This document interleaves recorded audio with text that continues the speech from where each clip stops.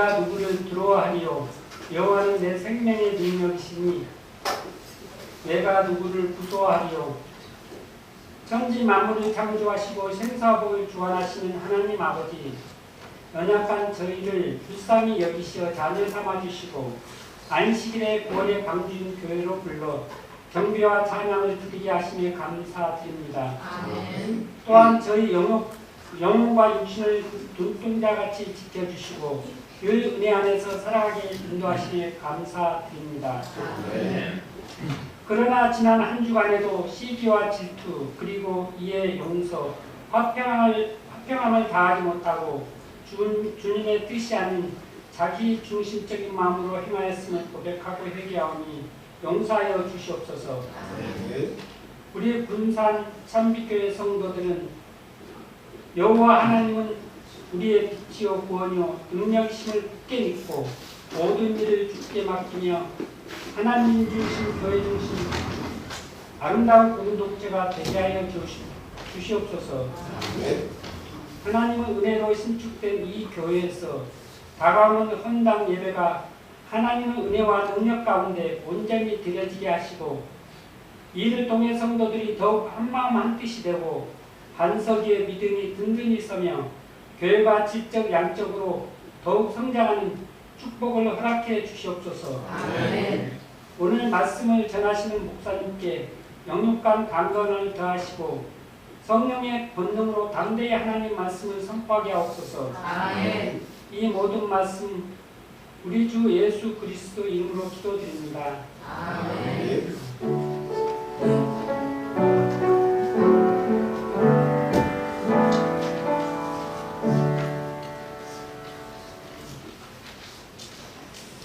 이어서 성가대에 참여하겠습니다.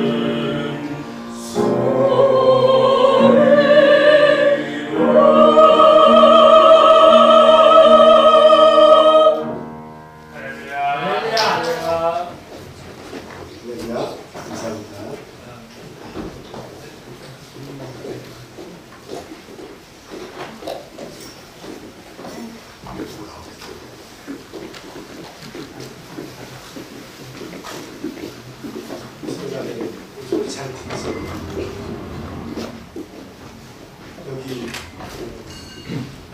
여기에서 소리가 제가 좀 들리고 귀가 좀 나와서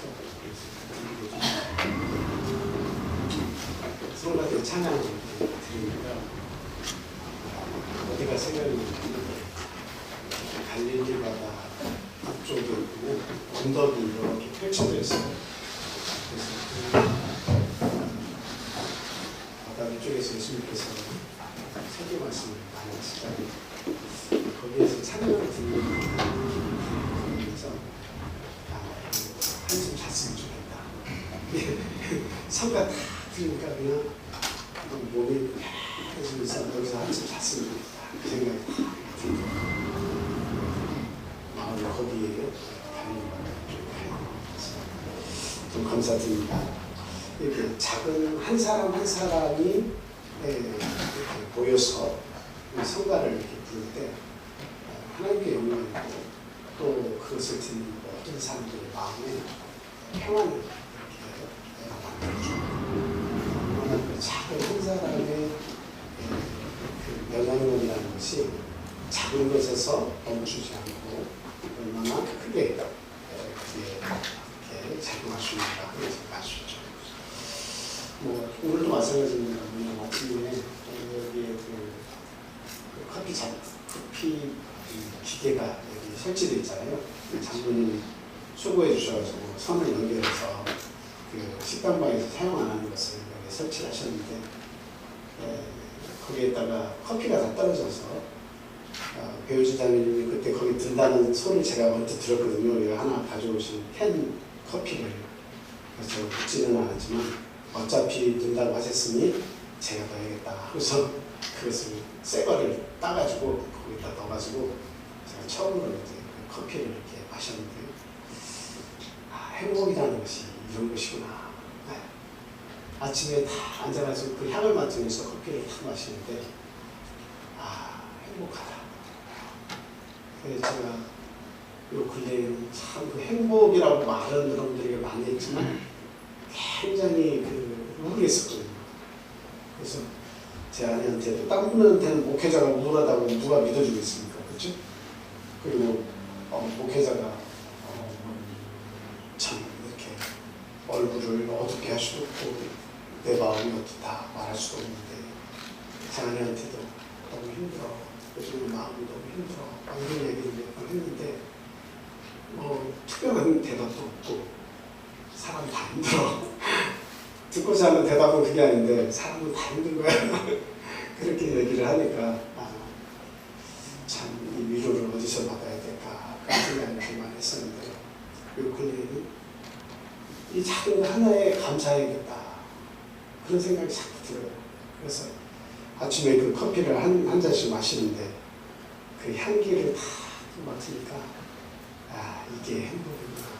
내가 살아있고 내가 향을 맡을 수 있고 또 이것을 하나님께 감사할 수 있고 누군가는 이것을 설치를 해주고 누군가는 이 좋은 것을 갖다주고 누군가는 그의 사랑의 그 은혜를 입어서 또 그것을 누리는 사람이 있고 감사치 않을 수 없다 이런 생각을 해놓습니다. 오늘도 그런 내용으로 여러분들에게 하나님의 말씀을 전하려고 합니다. 기적이라고 하는 것은 무엇인가가 가득 차야 일어나는 게 아니에요. 기적이 일어나는 시점을 보면 항상 부족함에서 시작이 된다라고 하는 것을 우리가 알 수 있습니다. 성경 속에서는 많은 풍성함의 이야기가 있죠. 그 중에도 저희들에게 잘 알려진 풍성함의 대명사와 같은 예수 그리스도의 말씀이 있습니다. 어떤 사건이죠? 예. 예? 그것도 풍성한 의미에서. 근데 좀 더 크게 오병이어의 기적을 보면 그 물고기하고 떡하고 이게 좀 헷갈리가 있는데 떡이 몇 개예요? 2개예요? 5개? 5개. 네, 5개. 물고기가 2마리. 네. 작은 도시락 하나를 통해서 몇 명을 먹였대요? 네, 5,000명을 먹이고도 몇 광줄이나 남았대요? 12광줄이나 남았다고 합니다. 그 이야기를 통해서 작은 것에서 시작된 이 기적의 내용을 가지고 같이 은혜를 나누겠습니다. 먼저 말씀 요한복음 6장 8절에서 13절을 현정민 집사님께서 읽어주시겠습니다. 뒤에 화면 좀 켜주시기 바랍니다. 요한복음 6장 8절에서 13절입니다. 제자 중 하나 곧 시몬 베드로의 형제 안드레가 예수께 여짜오되 여기 한 아이가 있어 보리떡 5개와 물고기 2마리를 가지고 있나이다. 그러나 그것이 이 많은 사람에게 얼마나 되겠사옵나이까.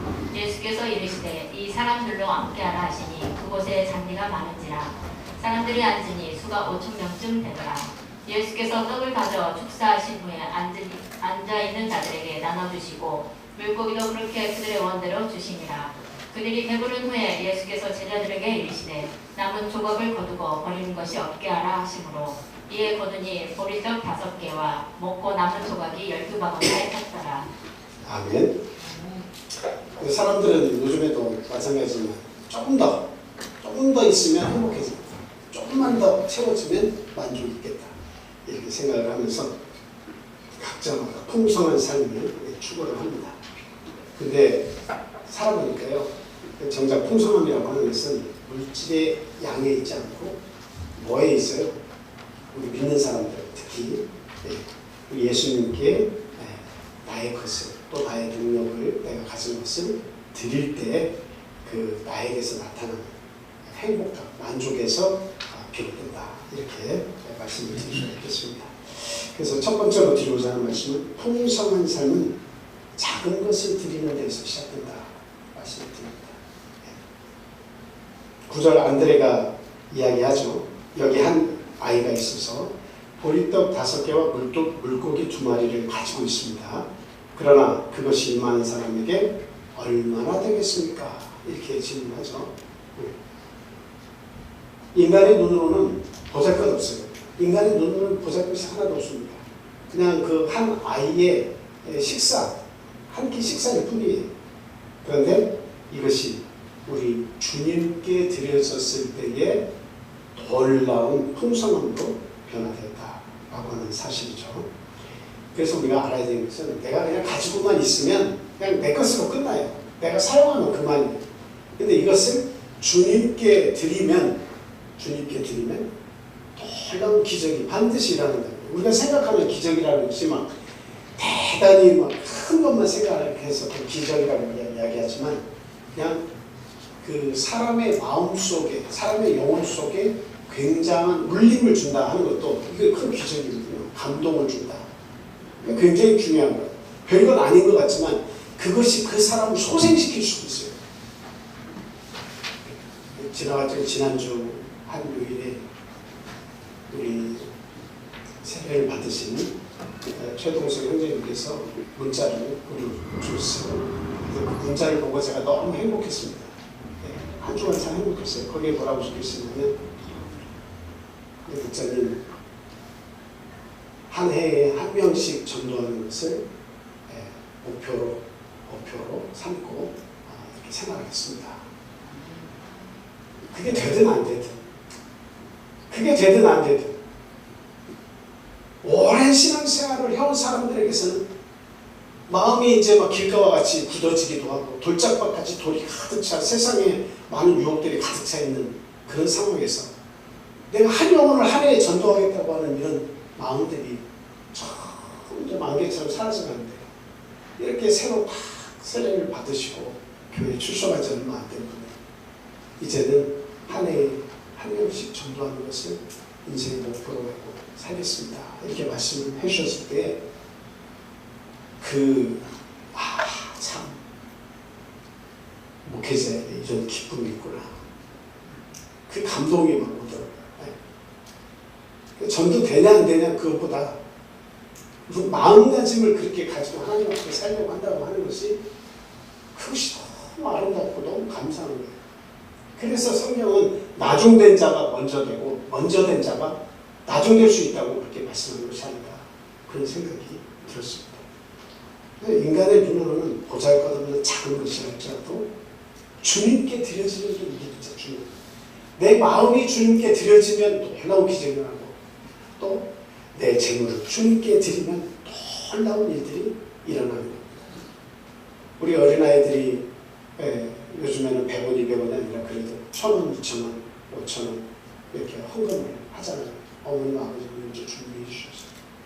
그 어린아이들이 자기의 정성을 들여서 이게 어떤 효과가 있고 어떤 영향력이 있을까 이렇게 생각을 하지만 사실은 그 작은 돈들이 저기 멀리 선교지에 만약에 보내진다고 생각해 보세요. 오직 돈의 가치가 우리보다 많이 떨어지는 곳에 그게 가서 그게 하나의 복음의 씨앗이 돼서 떨어진다고 한번 생각해 보세요. 거기에서 생명의 고침을 얻을 수 있고 영원히 구원을 받을 수 있고 놀라운 일들이 이 작은 것 하나를 통해서 이루어질 수 있다고 하는 사실. 그래서 풍성함에 우리가 목표를 알고 살지만 그 풍성함을 우리 육신적인 눈으로 볼 수 있는 그런 풍성함만 생각하면 안 돼요. 이 풍성함이라는 것은 우리의 영혼의 풍성함을 항상 생각해야 되겠다 하는 겁니다. 그 영혼의 풍성함은 큰 것이 아니라 작은 것을 하나님 앞에 드렸을 때부터 시작이 된다라고 하는 사실이죠. 잠언 11장 24절 말씀을 보면요. 흩어 부자여도 더욱 부하게 되는 일이 있나니 과도히 아껴도 가난하게 되는 이렇게 말씀하고 있습니다. 어떤 사람들을 보면 과도히 아껴요. 과도히 아낍니다. 너무 아껴가지고 나중에 세상을 떠날 때가 되보면 제대로 써본 것도 없고 제대로 누군가에게 도움을 줘본 적도 없고 누군가에게 사랑을 해본 적도 없고 그냥 가지고만 있다가 그냥 세상을 떠나는 거예요. 그 자식들에게 남겨주는 것이 많으면 좋은 것 같아도 그 자식은 자식대로 알아서 또 삽니다. 그게 중요한 게 아니라 물질의 유산을 많이 남겨주고 내가 다를까 이게 중요한 게 아니에요. 중요한 것은 풍성함의 행복감의 이 모습이 어떤 것인지를 제대로 전달을 해주고 그런 삶을 살도록 해주고 떠나는 것이 이것이 가장 귀한 삶이에요. 그래서 예수 그리스도를 알리고 믿음 안에서 사는 것이 진정한 행복이라는 사실을 우리가 깨닫고 사는 것, 그거보다 더 행복한 것은 없다 하는 사실이죠. 그래서 어떤 그 장로님은 어떤 예화집에서 이렇게 봅니다. 장로님은 11조를 이렇게 열심히 하고 그 기본이니까 11조를 하죠. 그 다음에 10의 1조를 이 가난한 사람들에게 그것을 지속적으로 이렇게 나눠줬어요. 이 사람도 도와주고 저 사람도 도와주고 그렇게 나눠주다가 나중에 사람들이 얘기합니다. 자기도 가난하면서 저걸 갖다가 자꾸 이렇게 나눠주면 뭐가 되겠나 지혜롭지 못하다 그렇게 생각하는데 그런 이야기가 들리든 말든 끊임없이 계속 사람을 위해서 계속 살면서 그랬더니 나중에 사람들이 그 장로님의 별명을 붙여줬는데 하나님의 창고, 하나님의 창고다. 왜 저기에서는 왜 물질이 떨어지지 않을까? 저 장로님은 그렇게 잘 사는 것도 아닌데 10의 1조를 내시고 나머지 10의 1조를 통해서 가난한 자들에게 그것을 나눠주는데도 불구하고 왜 끊이지 않고 계속 저기서는 사람들 돕는 일이 나올까? 그 사람들이 그 장로님의 집을 하나님의 창고다 이렇게 불렀다는 이야기가 있습니다. 이렇게 작은 것을 하나님께 드리면 놀라운 역사가 있고 그 속에 감동이 있고 삶을 변화시켜주는 새로운 힘이 있다라는 사실을 우리 꼭 기억하고 항상 우리 하나님 앞에 막 물질로 내가 나중에 부자가 돼서 하나님께 드려야지 이런 생각보다는 그때마다 내 마음이 행복하고 감사하고 기쁨이 넘칠 때마다 하나님께 뭔가 내 능력도 드리고 내 시간도 드리고 내 물질도 드리고 이렇게 드렸을 때에 그것이 우리 가정과 또 우리의 교회와 또 내가 만나는 많은 모임들에서 정말 선한 영향력, 기적을 행할 수 있다라는 말씀을 드립니다. 한 농부는 예배 시간마다 헌금 봉투에다가 재물이 없어서 막 농사를 시작했는데 하나님께 드릴 것은 없으니까 옥수수 씨앗을 이렇게 담아가지고 그것을 드리면서 기도했다고 합니다. 뭐라고 기도했겠어요? 하나님 지금은 옥수수 아이는 몇 개를 못 드리지만 나중에 하나님 풍성한 수확을 하나님 주십시오. 30배, 60배, 100배 수확을 저희한테 주십시오. 하고 이렇게 씨앗을 헌금하면 계속 먹다 보니까 근데 그의 가을이 되어서 정말 옥수수가 풍년이 되었고 그리고 그 이후로도 하나님께 지속적으로 감사의 헌금과 재물을 드릴 수 있었다고 합니다. 그러니까 그 마음이 중요한 거예요. 우리의 믿음이 중요한 거예요. 하나님에 대한 절대적인 신뢰가 중요한 거예요. 하나님은 그것을 보시는 거예요. 그게 크냐 작냐 그것을 보는 것이 아니라 그 사람의 준비된 마음을 보시는 거예요. 하나님이 감동이 되시면 하나님이 주시지 않을 것이었다라고 하는 사실이죠. 그래서 하나님께 드려진 이 작은 씨앗도 풍성한 수확으로 돌아오는 것처럼 우리들이 드리는 작은 정성도 결국에는 하나님께 드려졌을 때 놀라운 축복으로 돌아오게 되어 있다라고 하는 겁니다. 그리고 성경에서도 마찬가지지만 작은 것을 드려서 예수님 기뻐하신 이야기 한 적이 있으십니다. 가장 작은 것에 대한 표현을 하는 게 이런 이야기를 하는데 어떤 이야기죠? 과부의 둘의 돈 이야기죠. 둘의 돈이라고 하는 가격을 굳이 이야기하자면 빵 한 2개 정도 사고 사 먹을 정도의 그런 가격입니다. 부자는 많은 것을 넣어서 나름대로 하나님께 그렇게 충성을 한다고 하지만 예수님이 직접 보시고 감동한 것은 무엇이냐면 부차한 중에 정말 변변치 않은 삶 속에서 자기의 가진 전부를 넣습니다. 이렇게 얘기하고 있어요. 그걸 뭘 보신 거예요? 그 드려지는 예물도 보지만 예물 자체에 초점이 맞춰져 있습니다. 그 사람의 드리는 정성과 그 마음 속에 예수님의 초점이 맞춰져 있다라고 하는 사실입니다. 그래서 우리가 뭐 물질을 바칠 때 억지로 바칠 수도 있습니다. 눈치를 보고 바칠 수도 있어요. 근데 그건 정말 중요하지 않아요. 그건 정말 아름답지 않아요. 내 마음속에 감동이 일어나야 돼요. 감사가 있어야 돼요. 내가 뭔가 이 작은 것이라도 하나님께 드렸을 때에 하나님 우리 교회에 정말 이것을 통해서 하나님 기뻐 받으시고 우리 교회에 풍성한 은혜를 내려주십시오. 이런 마음가짐으로 하나님께 드렸을 때에 그 속에 하나님이 놀라운 기적을 베풀어 주시는 겁니다. 아멘. 옛날에 어려웠을 때는 교회가 오히려 변변치 않은데도 불구하고 참 행복했던 그런 때가 있었죠. 김장을 하면 너도 나도 할 것 없이 교회에 헌금이 안 들어오니까 어떤 일이 없어서 돈이 안 만들어지니까 그냥 김장을 하면 김치를 몇 포기씩 다 가져오고 나중에 알고 보면 교회는 막 김치가 막 쌓여있어요. 그것을 먹으면서 오늘은 누구 집 김치 먹는 게 참 맛있다. 오늘은 누구 집 김치 먹는 게 이거 새콤새콤하게 또 맛있다. 그러면서 교회에서 행복을 나누었다는 그런 때가 있었습니다. 그리고 또 저기 추운 울란바토르가 어느 나라의 수도예요? 몽골. 그 몽골의 한 선교사가 한 이야기인데요. 그 믿음을 막 가진 초기 신자가 막 교회를 나오기 시작했는데 가난한 사람. 근데 헌금 시간이 되어서 헌금을 하는데 한 짐을 이렇게 가지고 왔더라고요. 그래서 그게 뭐예요? 이렇게 이야기했는데 그게 뭔고 하니 여러분들 아시죠? 뭘 것 같아요?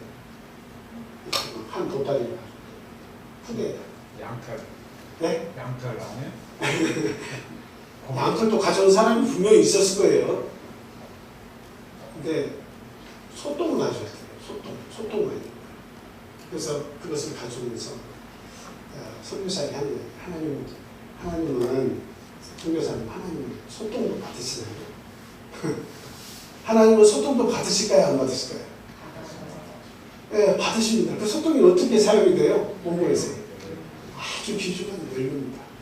그래서 그 사람이 자기에게는 돈은 없고 하나님께 뭔가를 드려야 된다고 하니 깨달음이 있어서 드려야겠다 이렇게 생각을 했는데 아무리 생각해도 하지 없어서 창고를 이리저리 훑어보고 있는데 소똥이 보이더니 말린데 그래서 날씨도 춥고하니 선교사님이 불 때는데 이것만큼 좋은 거 없다 생각하고 소똥을 한 푸대에 이렇게 담아가지고 와서 드렸다는 이야기입니다.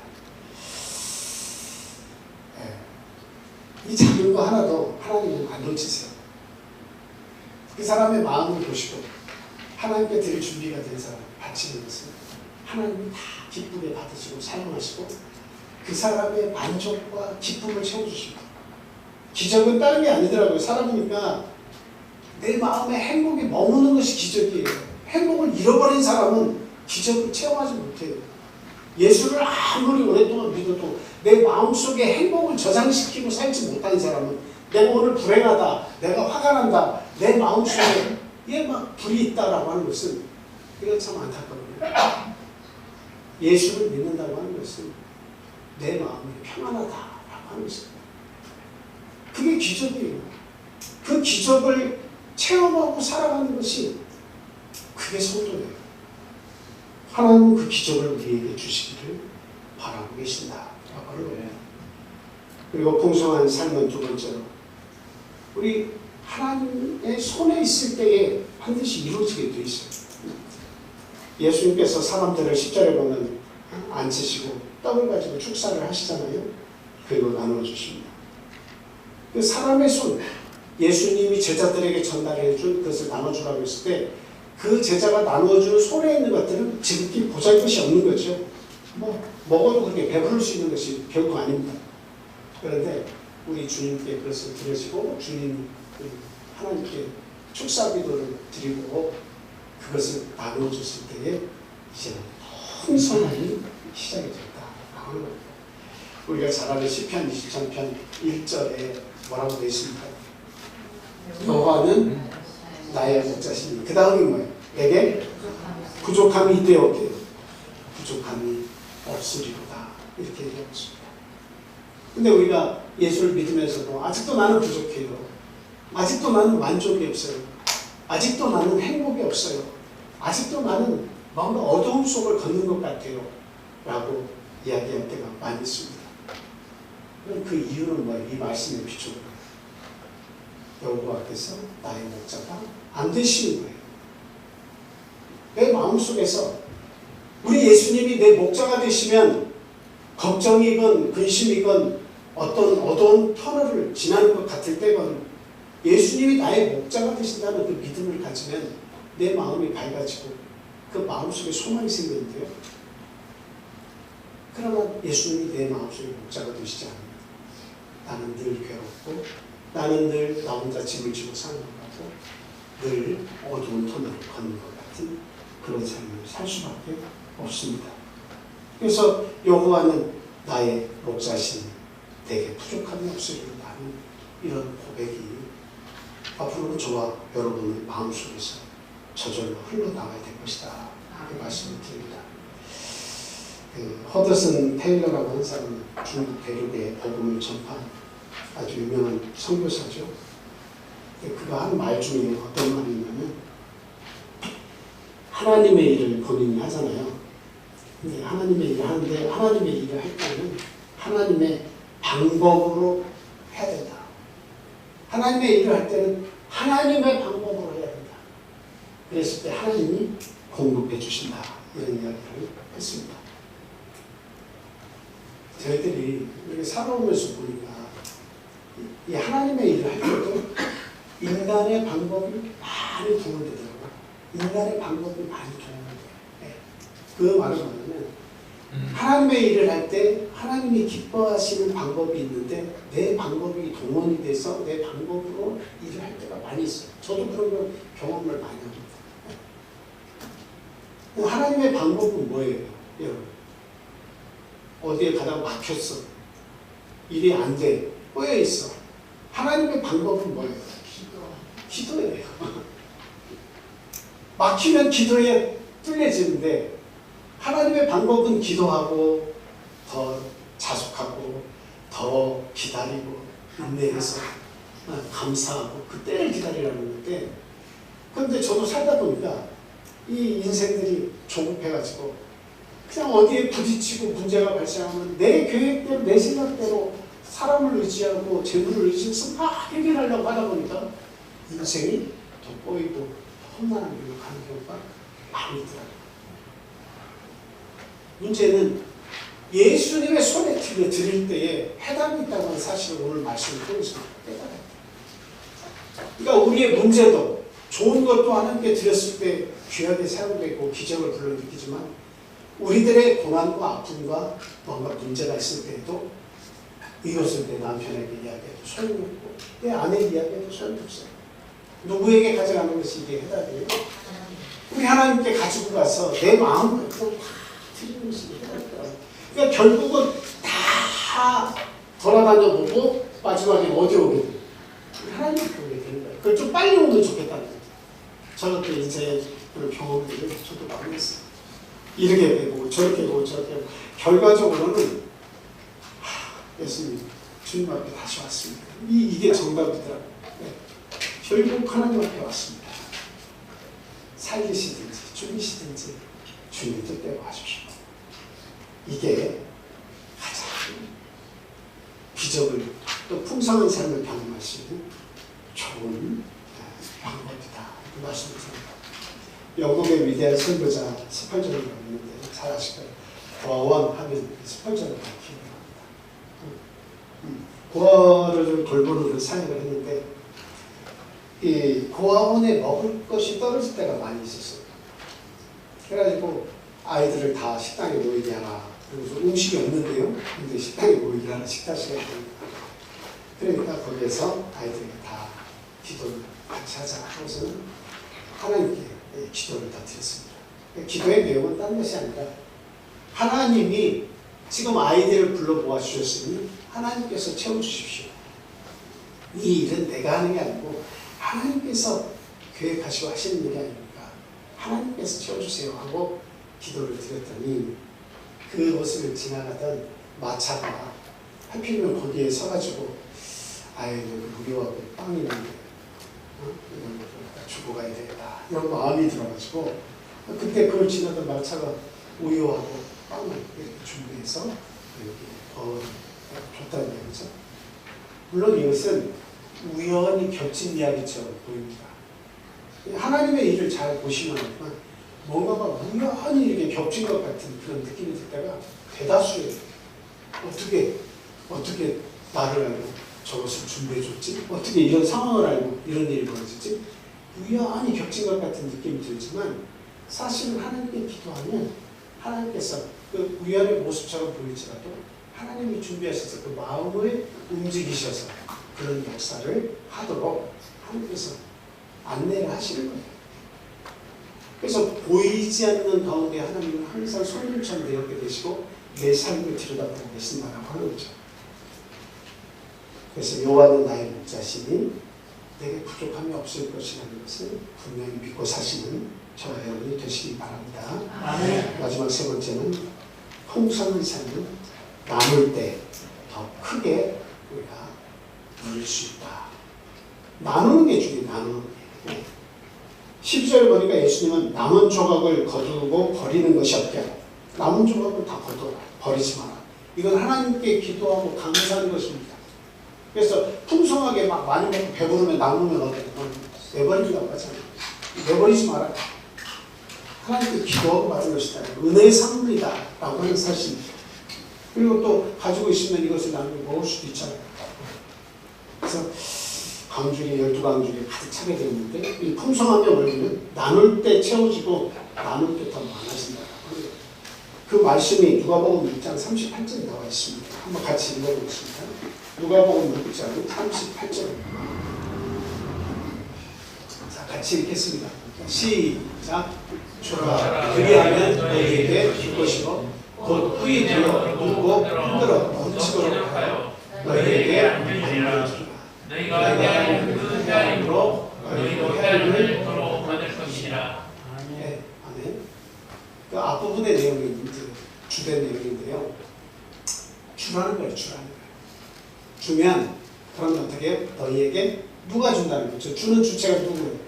앞에 주는 주체는 나지만 뒤에 준다고 하는 주체는 하나님이십니다.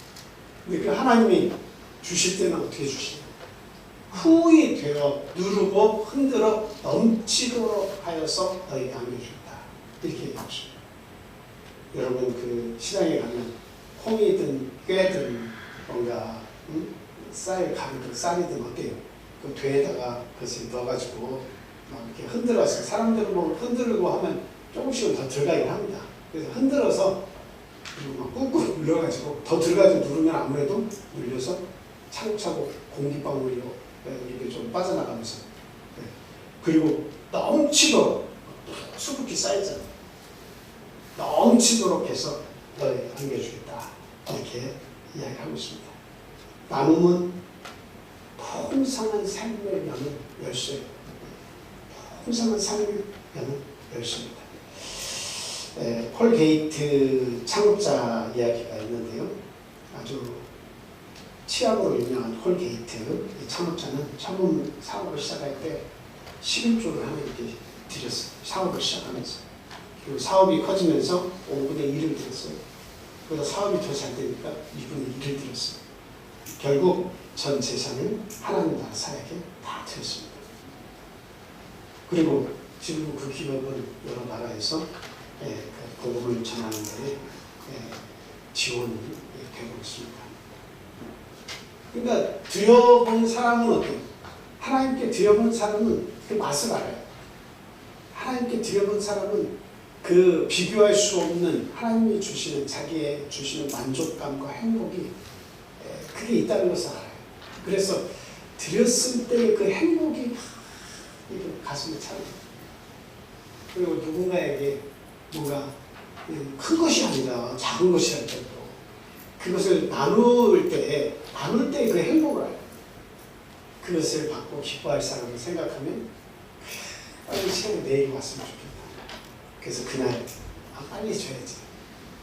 그 사람의 뭔가를 채워줄 수 있다고 하는 것이 나의 기쁨이 될 때에 거기에서 기적이 일어나는 거예요. 기적이 일어나는 겁니다. 미국의 한 교회에서 헌금을 드리는 소년이 있었는데요.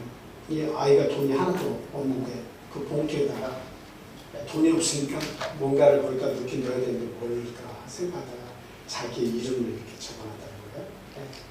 그래서 헌금 봉투에만 내용물을 넣고 자기 이름을 딱 적어가지고 그것을 헌금함에다 넣었다고 합니다. 하나님, 저는 가진 것이 없으니 절을 드리겠습니다 하고 그 봉투를 넣고 비봉투를 넣는데 나중에 그것을 항상 생각하면서 살게 되더라고요. 그리고 나서 나중에 목회자가 되어가지고 많은 사람 영혼을 위해서 일하는 그런 사람이 되었다고 그런 예화도 있어요. 내가 하면 내 마음을 담아서 하면 하나님 그것을 지켜주세요. 살아가는 동안 그 마음을 지켜주세요. 나누는 것이 진짜 중요해요. 나를 드리고 나의 것을 나누고 그 행복을 키워나가는 그런 사람이 우리가 다 되어야 되겠다라고 하는 것을 이렇게 아셔야 되겠습니다. 풍성한 삶의 원리를 제가 세 가지를 말씀을 드렸습니다. 풍성한 삶은 내가 많이 소유하는 데 있잖아요. 많이 가졌다고 해서 행복해지는 게 결코 아닙니다. 작은 것이라도 주님께 드릴 때에 풍성한 삶을 그리고 주님의 손에 올려드릴 때 주님이 그것을 가지고 일하실 때에 기적이 일어나는 거예요. 그 다음에 마지막 세 번째로는 나눌 때 흩어 부재하여도 더욱 도와야진다. 이런 말씀과 같이 진정한 풍성함을 경험하게 된다라는 겁니다. 에베소 3장 20절에 보니까 우리 가운데서 역사하시는 능력대로 우리가 구하거나 생각하는 모든 것을 더 넘치도록 능히 하시는 얘기예요. 우리가 구하거나 생각하는 모든 것, 뭐 구하는 거 있죠? 생각하는 거 있죠? 근데 그 모든 것에 넘치도록 능히 하신 이가 누구예요? 우리 하나님이세요. 우리 예수 그리스도입니다. 그분이 주신다고 하잖아요. 그걸 믿어야죠. 그래서 안식일이 되면 내가 하나님께 드릴 것을 마땅히 드리는 것이 중요해요. 그거 내가 안식일에 시간을 쪼개서 하나님의 일도 하고 저것도 일도 하고 하겠다고 하지만 그것을 통해서 얻는 유익들은 또 쉽게 빠져나가요. 마음이 중요한 거예요. 내가 하나님께 드리는 것이 중요한 거예요. 온전히 드리면 내가 구하는 것이 있잖아요. 내 사업이 번창하게 해주십시오. 우리의 자녀들을 하나님 형통하게 인도해 주십시오. 많이 있어요. 구하는 거나 생각하는 모든 것에 넘치도록 하나님 주시고, 근데 내가 미리 앞서서 내 삶을 걱정해서 내가 이것도 해보고 저것도 해보고 안식일뿐만이 아니라 하나님께 드리는 데에서 내 생각이 자꾸 거기에 개입이 되면 결국 기적이 이어지는 삶을 살 수가 없게 된다고 하는 겁니다. 오늘도 우리의 작은 것, 우리의 삶을 주님께 맡기면서 나누는 삶을 살아갈 때 주님은 우리의 가정과 교회와 우리 인생을 12광주리처럼 넘치도록 채워주실 줄 믿으시기 바랍니다. 아멘. 항상 그리스도의 은혜가 여러분의 가정과 우리 교회에 충만하기를 예수님의 이름으로 축원드립니다. 함께 기도하겠습니다. 하나님의 사랑과 은혜가 충만하신 우리 주님 감사합니다. 우리의 연약함 가운데에서 하나님께 드리는 모든 기도 내용을 들으시고 항상 좋은 것으로 우리의 삶을 채워주시는 하나님 감사합니다. 오늘도 내일도 항상 주님이 주실 것을 믿고 감사함과 기쁨으로 우리 하나님을 찬양하게 인도하여 주시옵소서. 작은 것으로부터 하나님께 드릴 때 기적이 시작이 되고 또한 나눌 때에 풍성함이 시작된다는 귀한 말씀을 저희들 받았습니다. 하나님, 아직도 우리의 마음속에 어두움이 있고 만족이 없습니까? 하나님, 우리의 영혼을 달래주시옵소서. 하나님의 말씀 붙잡고 새 힘을 가지고 살아갈 수 있는 새 능력을 저희에게 부여해 주시옵소서. 오늘 저희에게 주신 이 귀한 말씀 붙잡았을 때에 하나님, 우리의 마음속에 있는 어둠은 물러가고 새 빛이 우리 안에 거하는 줄 믿습니다. 하나님, 담대한 믿음을 허락해 주시옵소서. 감사가 넘치는 삶을 살도록 주 도와주시옵소서. 어떤 문제 앞에서도 굴하지 않고 우리 주님께 구함을 통해서 모든 문제를 해결해 나갈 수 있도록 큰 믿음을 허락해 주시옵소서.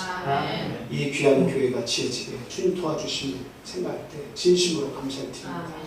우리 마음속에 이루어진 성전 역시도 더욱더 아름답게 믿음으로 거룩하게 더욱더 단단하게 지어질 수 있도록 주님 도와주시옵소서.